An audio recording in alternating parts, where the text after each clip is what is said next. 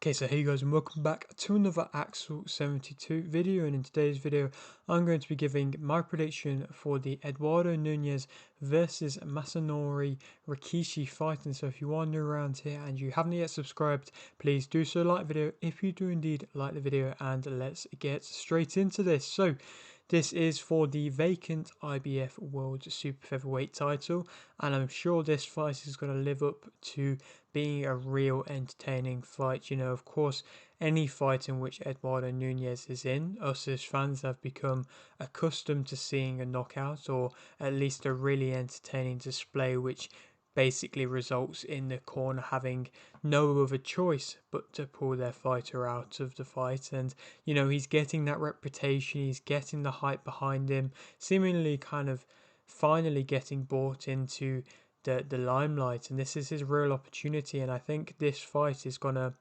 generate a lot of fans and a lot of traffic towards his way. You know, it's a fight on a Wednesday in which no other fights would be on. There will be nothing for other boxing fans to be watching other than to tune in to watch Eduardo Nunez try and, you know, live up to this hype that he has, try and carry on his knockout streak. And of course, you know, boxing fans, especially fans that are just boxing fans for the entertainment side of things and, you know, want the excitement, they're going to be there for the knockouts. And of course they look at Eduardo Nunez's record and they see that and they're expecting it. And you have that reputation in which, you know, you have to go out there and get the knockout, otherwise you've looked poor. Even if you go out there and put on a boxing display, you've had a poor performance because you haven't been able to go and get the knockout. And you know, it's similar to what Beterbiev was in when he was, you know, fighting all of these top contenders where he was defending his title. There was so much pressure on him to continue this knockout streak, and it's difficult for fighters, I'm sure, to be able to kind of block out the noise around them and just focus on their fight and just believe that if they do fight the way that they normally fight, that a knockout will come. Because there is plenty of fighters in which you can tell go into fights, you know, trying to force the knockout, trying to force a stoppage, and it's just not fluid. You know, they get really tense, they're really trying to load up on their shots, and it's just, like I say, not smooth, not fluid, and it loses the, you know, the ability, and it also really tires you out. And I mean, credit to Nunez, yes, he's not gone the full fight distance with anybody, but he has had a few fights in which have gone into the 10 round distance. No, he hasn't fought into the 12th round before, but like I say, he's had a few fights in which have gone the 10 round distance where he's still been able to go and get the stoppage, basically showcasing that yes, he is going to be able to go and get stoppages, but he can also go all the rounds, which is something in which a lot of fighters, if they're so powerful and they are developing so quickly, they get shown up when they do end up going all the rounds with an opponent, because they end up gassing out. And you know, like I say again, it does take so much out of you to try and load up on your shots and try and go for big punches every single time. But Nunez does seem to be able to land shots. He's always landing big shots. He's able to get in close, able to get you up against the ropes, get you where he wants you, and inevitably is able to typically get a big stoppage. And you know, he is a smaller figure than that of Rikiishi, and I think that definitely will play a factor. I don't think that Nunez has fought somebody of a similar type of height, or at least at the level in which he's at, you know, against Rikiishi in for a world title with, you know, that height difference and that reach difference. And I definitely think that will play a factor. And Rikiishi is somebody who, yes, hasn't been able to get quite as exciting and, you know, viewable knockouts on more so of a consistent basis, you know, that being 100% of the time, but he has gotten some really good stoppages on his record. And I mean, both fighters arguably have got one kind of standout name on their record. They are two guys who basically have met in a crossroads fight here. You know, the titles become vacant, and they have basically, like I say, been left in a position where it's two top contenders who are really deserving of a title shot in against each other. And you know, like I mentioned, they both had one clear name which stands out amongst the rest of their record in which they have fought up against. And Nunez was Rakimov, in which of course Nunez was able to stop him and quite late on stopped him, and that was an impressive stoppage. And then Rikishi's was Magnesi, in which he went to Italy and fought him for the WBC silver title, which often leads to, go on to fight for a world title after that. But, again, two good names to have on both of their records, showcasing that they can both get stoppages at a high level. Rikishi was able to stop Magnesi in the final round. And, when you look at the former IBF champion in Anthony Cacace, he was not able to stop Magnesi, and of course went to a close split decision against Magnesi. And now you go on to look at what Cacace was able to do to be able to beat Cordina and to go on to defend the title and have the opportunity to yes, vacate the title, but then go on to beat a former world champion who was moving up in weight, who didn't lose his belt. He moved up and vacated his belt in Lee Wood.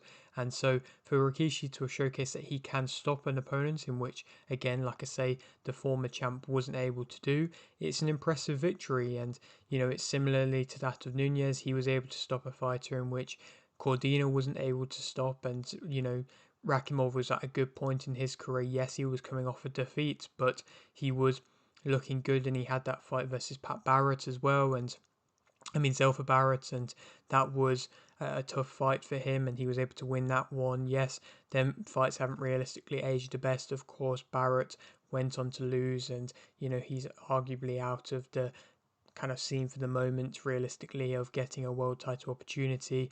And then, Cordina, of course, went on to lose to Cacace, but that was still a good time for Rakimov. Obviously, since then, since the Nunez loss, he went on to fight Justin Paudo, who went and stopped him quite badly as well. So, that's he's obviously past his best now as well, Rakimov, but still, at that time it was a really good win for Nunez and a standout performance. He's been really struggling to find seemingly opponents. Of course, anybody who's going to be coming with a 100% knockout ratio, and arguably, yes, he's got the backing of Matchroom, but again, at the same time, he's a very high risk fight. It is always going to be difficult for him to be able to, have got the opportunity to fight for a world title. So it is no real surprise that, first of all, the IBF ordered him. That was probably the best way and the best chance of Nunez to be able to get put into a world title fight with the IBF getting involved, because of course they like to get involved and order the fights.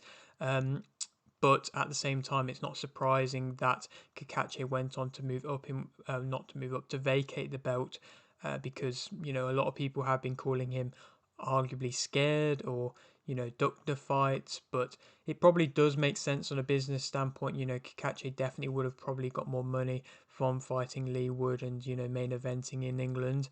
But at the same time, will Cacace get given the opportunity to fight for the IBF title again? I'm not entirely sure. I don't think the mandatory, body of the IBF will be too keen that he vacated the title.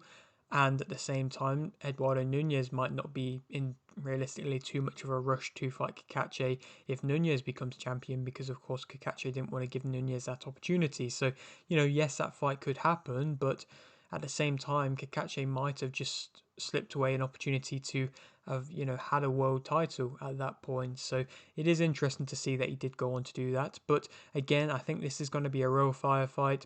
Rikishi has underrated power and realistically can deliver some really good knockouts. He can fight in close. He can fight as a mid-range. I don't believe, especially early on in the round, he's just going to sit on the ropes, which is something in which Nunez is going to have to adapt to. Nunez is somebody who's going to want to walk you down and want to put you up against the ropes, and a lot of fighters are becoming quite fearful of that and, probably will end up sitting on the ropes. But Rikishi can showcase that he will, move quite well and try and move with his punches and, circle around you well, pivot around you well. So that could be an interesting factor to see how well he moves and if that lasts. Something in which I did see, though, in his performance, I believe it was against Magnesi, was when the rounds got later on. Yes, he was able to plant his feet and inevitably get that late stoppage, but when he did plant his feet, he was sitting on the ropes and he was getting caught by Magnesi. And that is why I think that Eduardo Nunez is going to be able to win via TKO in round 9. I think it is going to be a late stoppage victory for Eduardo Nunez, in which will be maybe an emphatic victory, maybe a fight in which both fighters get knocked down. It would not surprise me if Nunez walks onto a punch by Rikishi, who, like I say, can fight on the back foot and can land a really nice uppercut in which he throws. So that could happen. Nunez could also drop him on a couple of occasions to lead up to the stoppage. I think it is going to be a firefight. I doubt this fight will end in anything other than a stoppage. And again, it will be really entertaining, and this will be, a statement victory. And I respect Nunez for going out there to fight in Japan, but maybe he'll get a big homecoming fight next up, possibly against, of course, like I mentioned, the name in Anthony Cacace, IBO champion.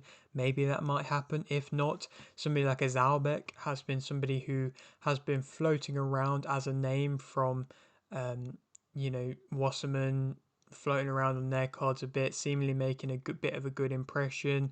20-0 now, but hasn't really fought anybody of too major notice. But of course, like I mentioned, the IBF like to be keen and quick with their mandatories in which they throw out there. So maybe Zalbeck could be next in line, finally getting this opportunity, which does he deserve? I don't know, but still that could be an option. Or Raymond Ford could be an option as well, another matchroom fighter. Of course, Eddie Hearn's gone out there to Japan to support Eduardo Nunez, so he might be, bringing Raymond Ford out there with him to come and watch the fight and see, perhaps Raymond Ford, who was a former champion and has been looking good since moving up into the super featherweight division.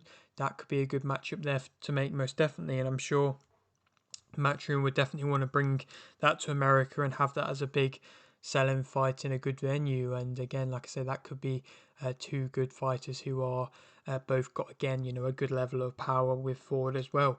And another fight which is on this card, which is another fight in which perhaps hasn't really been talked about too much. Obviously, the main event's not been talked about too much because obviously it's two not majorly big names just yet, and it's out in Japan. But this fight hasn't even realistically been mentioned at all, and that is Yoshiki Takei versus Yuttapong Tongdee for the WBO World Bantamweight title. Takei was or has been fighting on these big shows with Top Rank. I think perhaps he's just wanted to take a fight like this because he has been in, full credit to him, he's taken two real tough fights in the early times in which he has been world champion. Well, he won the belt off Andrew Maloney, in which was a tough firefight, in which inevitably, of course, he did do enough to be able to win. And, that was the first kind of real experience of him going up and fighting for an actual world-class level fighter in Andrew Maloney, and he wasn't able to get a stoppage in which we had come so used to seeing from Takei, but he had to go into a war and he was able to win that fight. And then he went on to fight Damon Higa, who of course, the win via unanimous decision for Takei has definitely aged well, because of course Higa went on to fight it again for a world title against Satsumi and drew that fight, and that was a real war as well. But the first fight, Takei versus Higa was a real war, and I mean, full credit to Takei, the amount of shots in which he took and was able to stay standing for the most part of the fight was really impressive. Then I did actually feel a bit bad for him when he got dropped in round 11, because that was, arguably a bit of a slip, if anything, a bit of a trip, and he didn't deserve to have that scored a knockdown when he had done so well throughout the entirety of the fight to stay on his feet.